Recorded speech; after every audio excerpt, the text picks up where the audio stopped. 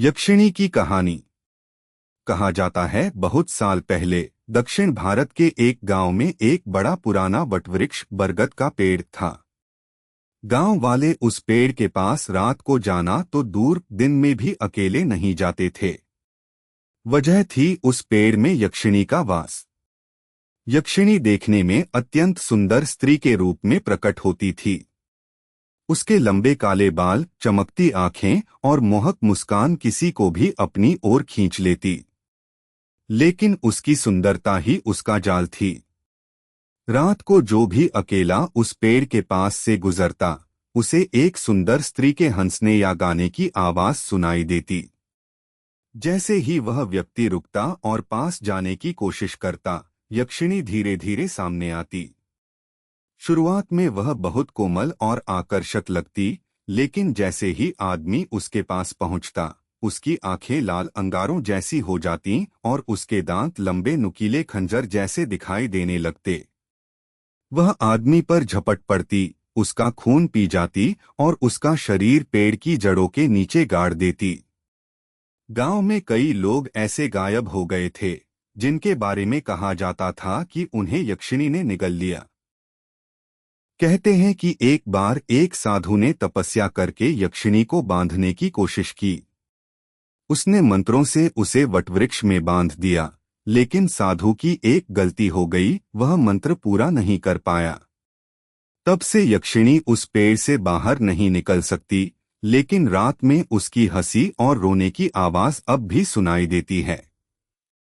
गांव के उस वटवृक्ष के नीचे रात में काली छाया सी हरदम मंडराती रहती थी। गांव वालों ने कितनी बार देखा, जो भी उस ओर गया वो कभी वापस नहीं लौटा।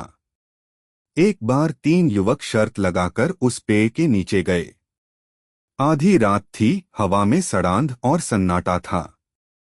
तभी अचानक उन्हें एक औरत की हंसी सुनाई दी, पहले मीठी, फिर धीरे धीरे खालिस राक्षसी हंसी। अचानक अंधेरे में से एक बेहद सुंदर स्त्री बाहर आई। उसके बाल जमीन तक फैले हुए थे, आंखें लाल अंगारों जैसी चमक रही थीं। वह तीनों को देखकर मुस्कुराई। युवक मोहित होकर आगे बढ़े, तभी उसकी मुस्कान फटकर दानवी चेहरा बन गई। उसके होठों से नुकीले दांत बाहर निकल आए। उसने पहले एक युवक की गर्दन पर झपट्टा मारा। उसके दांतों ने गले की नसें फाड़ दीं। खून फव्वारे की तरह उछल पड़ा और वह युवक वहीं छटपटाकर गिर पड़ा। बाकी दोनों चीख उठे, लेकिन उनकी चीखें आसपास के अंधकार ने निगल लीं।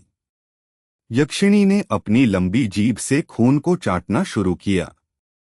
उसकी आंखें और लाल हो गईं, जैसे हर बूंद उसे और ताकत दे रही हो। दूसरे युवक ने भागने की कोशिश की, लेकिन तभी उसकी जड़ें जमीन से बाहर निकलकर उसके पैरों में लिपट गईं। यक्षिणी ने उसके पेट को चीर डाला और उसके अंदरूनी हिस्से वटवृक्ष की जड़ों में समा गए। तीसरे युवक ने कांपते हुए मंत्र पढ़ने की कोशिश की, लेकिन उससे पहले ही यक्षिणी उसके पास आई। उसने अपने नाखूनों से उसका चेहरा नोच दिया। उसकी चीख इतनी भयानक थी कि पूरे गांव तक गूंज उठी। सुबह लोग देखने गए तो पेड़ के नीचे सिर्फ खून से लथपथ मिट्टी थी। पेड़ की जड़ों से मांस के टुकड़े और कपड़ों की फटी हुई चिथड़े लटक रहे थे। गांव वाले आज भी कहते हैं, रात को उस पेड़ के पास मत जाना। वहां यक्षिणी अब भी खून के प्यासे शिकार की तलाश में बैठी है।